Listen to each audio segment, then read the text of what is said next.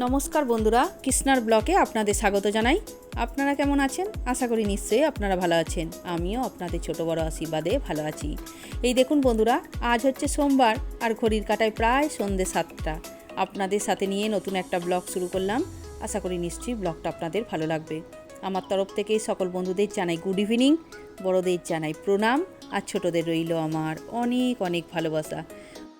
তবে এই যে আমরা সাজুগুজু করে এখন বেরিয়েছি, এই সাজটি দেখে আপনারা একদম ভেবে নিয়েছেন যে এরা হয়তো বিয়েবাড়ি যাচ্ছে। একদম আপনারা ঠিক ভেবেছেন। তবে বিয়েবাড়িটি আজ নয়, বিয়েবাড়িটি হচ্ছে কাল। আসল কথা, আজ আমরা বেরিয়েছি, এটা শ্বশুরবাড়ির সম্পর্কের বিয়ে। তবে তারা বলে গেছিলো যে আগের দিন একটা সারপ্রাইজ আছে, ঘরের মানুষজনদের নিয়েই ছোট্ট একটা প্রোগ্রাম রেখেছে। তবে যেহেতু মেয়ে ছেলের বিয়ে, আমরা তখন ভেবেছিলাম মেয়ে ছেলের বিয়ে মানে আইবুড়ো ভাত। তো সেই হিসাবেই এখন এসেছি। তবে আমাদের কাছেও এখন অধুরা যে আজকে সত্যি করেই সারপ্রাইজ কি মানে প্রোগ্রামটা কি আছে। চলুন ভেতর দিকে যাই ধীরে ধীরে।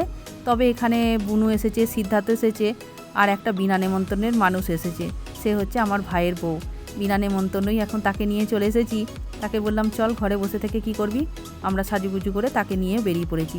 তবে আমার মা আর ছোট্ট, আমার আগের ভিডিওতেও দেখেছেন আমার ভাইয়ের ছেলে, তাকে এখন রেখে দিয়ে এসেছি। আসল কথা, মা তো একদমই আসবে না। আর ভাইয়ের ছেলেটা সে তার মাকে ছেড়ে থাকতে পারে, কিন্তু তার ঠাম্মি বা আমার মাকে ছেড়ে সে একদমই থাকতে পারে না। সে ঠাকুমার কাছে এখন ঘরে থেকে গেছে। চলুন, মোটামুটি আমি এই শ্বশুরবাড়ির লোকজনদের কাছে এসেছি। তবে এটা প্রথম এসেছি, ঘুরে ঘুরে আমিও দেখছি তাদের বাড়িটা, আর আপনাদের সাথেও শেয়ার করিয়ে দিচ্ছি। চলুন, এদিকটা নয় ওদিকটা ঠিকই ঢুকেছি। এইবার গিয়ে নিয়ে বসি। আর যে মেয়েটির কালকে বিয়ে আছে সেটাকেও আপনাদের সাথে শেয়ার করাবো, আজকে দেখিয়ে দেবো। তবে এইখানে বসে নিয়ে এখন আমরা ঠান্ডা, তারপরে মিষ্টি শরবত সব খেলাম। তখনও কিন্তু আমরা অধুরা ছিলাম প্রোগ্রাম সম্বন্ধে। এই দেখুন, এই মেয়েটি এসছে, এরই কালকে বিয়ে। আসল কথা, এখানে এসে একটা মজার বিষয় জানতে পারলাম যে মেয়েটি হচ্ছে আমাদের বাঙালি আর ছেলেটি হচ্ছে জেন। যাই হোক, ওদের ভালোবাসা সূত্রেই বিয়ে। দুজনেই সার্ভিস করে একই জায়গায়, যেটাই হয় ছেলে মেয়েদের। তবে আজকে যে সারপ্রাইজ প্রোগ্রামটি রেখেছেন সেটা হচ্ছে এই ছেলে মেয়ে দুটোই রেখেছে। যেহেতু আমাদের বাঙালি মাছ মাংস ছাড়া হয় না, ছোট্ট একটা প্রোগ্রামের মধ্যে তাদের আজকে খাইয়ে দেওয়া হবে। আর কালকে যেহেতু ছেলেরা জেন, বিয়ে বাড়িতে সম্পূর্ণ নিরামিষ, সেহেতু ওইভাবেই মানুষদের আপ্যায়ন করা হবে। তবে মোটামুটি এসে নিয়ে সারপ্রাইজটা দেখে ভীষণ ভালো লাগলো। ভেবেছিলাম ওপরে সাজুগুজু যে স্টেজটা, হয়তো মেয়েটার কোনো অনুষ্ঠান দেখব, এসে দেখি না মা বাবার বিবাহবার্ষিক। আসল কথা, সামনে এক ট্রে ফুলের মালা, দুটো আংটি, সাইডে রাখা একটা বড় কেক। তখনই ভাবলাম যে আজকে মানুষ দুটোর হয়তো বিবাহবার্ষিক। কিন্তু এত ভালো মনের মানুষ, সে আপনাদের বলে বোঝাবার ভাষা নেই।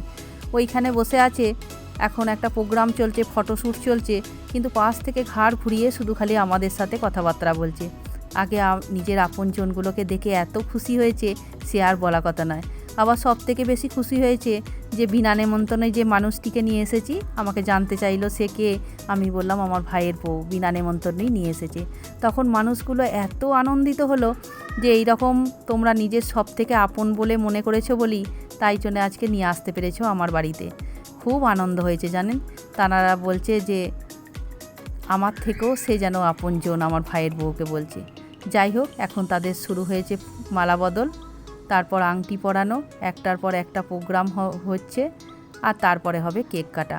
আসল কথা, এই মানুষগুলো হচ্ছে আমার শ্বশুরবাড়ির সম্পর্কে আগেও বলেছি, তবে আপনাদের একটুখানি ডিটেলসটা বলি।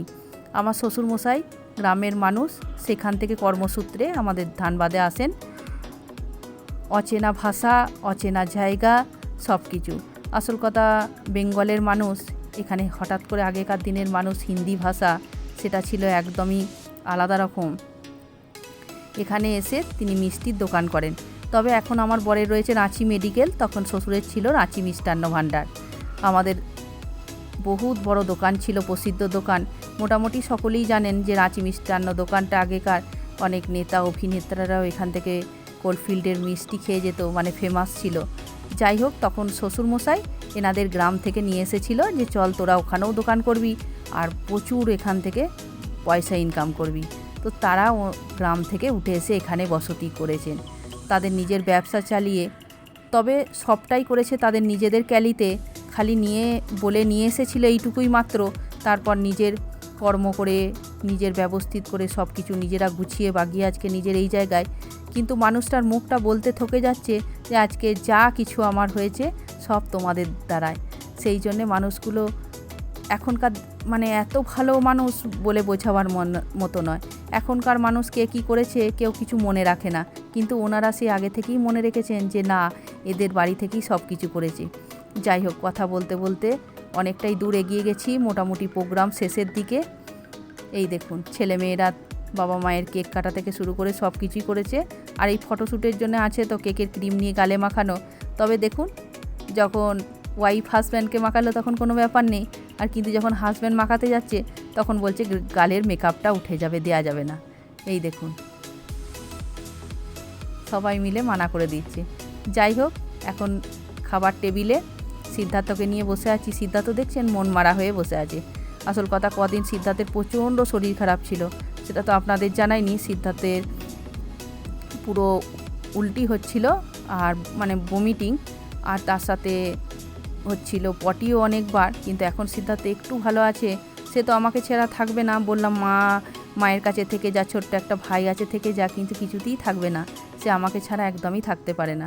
তবে কেকটি কাটার পর একটু কেক আর একটু ঠান্ডা সবাইকে দিয়ে গেছে, সেইটাই এখন বসে বসে আমি আর সিদ্ধার্থ খাচ্ছি। আর যত মা বেটার মনের গল্প আছে সেগুলো এখন বসে বসে করছি।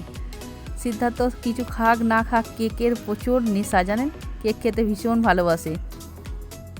এত গরম পড়েছে যে বলার কথা নয়, খালি জল পিপাসা আর খালি মনে হচ্ছে ঠান্ডা খেয়েই থেকে যায়, খাবার একদম খেতে পারা যাবে না। কিন্তু কি করব, বিয়ে বাড়ি এসেছি, না খেয়েও যাওয়া যাবে না। তবে দেখুন, সিম্পলই খাবার দাবার ছিল। প্রথমে লুচি, ডাল, আর ওদিকে দেখুন আমার বুনু ও ভাইয়ের বউ খেতে বসেছে। ভাইয়ের বউ ভীষণ লজ্জা পাচ্ছিল, বলছে কিছুতেই আসবো না। আর তারপরে খেতে গিয়েও প্রচণ্ড লজ্জা পাচ্ছে, কিন্তু মানুষগুলো আজ ভীষণ খুশি হয়েছে। বলছে তুমি যে এত আপন মনে করেছো, এটা তুমি বহিঃপ্রকাশ দিলে। যাই হোক, যেটা ভাবছিলাম সেটা একদমই উল্টো হয়ে গেল কেসটা। যাই হোক, সেটাতেও আমার ভীষণ ভালো লাগলো। নাহলে আসল কথা, আমার ভাইয়ের বইয়ের সেরকম কোনো অত ছল পাঁচ নেই। তাকে বললাম বিয়ে বাড়ি যাবি, সে বলল চলো, চলে এসেছে। যাই হোক, আমিও নিয়ে এসেছি, চলুন তাহলে। এইবার দেখলেন লুচি তরকারি হয়ে গেল, আর কোনো খাবার নিইনি, শুধু খালি মটন আর পোলাও খেয়েছি। বাকি অনেক রকম সবজি, মাছ, নানা রকম ছিল। এত গরম বেড়ে গেছে আর কিচ্ছু খেতে পারিনি, জানেন, সিম্পল খেয়েছি। আর অরেঞ্জ রসগোল্লা নিয়েছি একটু, আর একটু সন্দেশ, সব হালকা ফুলকা খেয়েছি, দেখতেই পাচ্ছেন অবস্থা। চলুন তাহলে ধীরে ধীরে খাই, সিদ্ধার্থকে একটু আধটু খাইয়ে দিই। আমি তাহলে আমার ব্লগটা শেষ করি। আপনারা ভালো থাকবেন, সুস্থ থাকবেন, শীঘ্রই দেখা হবে পরের একটা ব্লগে। যদি আমার ভিডিওটি ভালো লেগে থাকে ছোট্ট করে একটা লাইক করে দেবেন। একটা লাইক পরবর্তী ভিডিও বানাতে অনেক অনেক মোটিভেট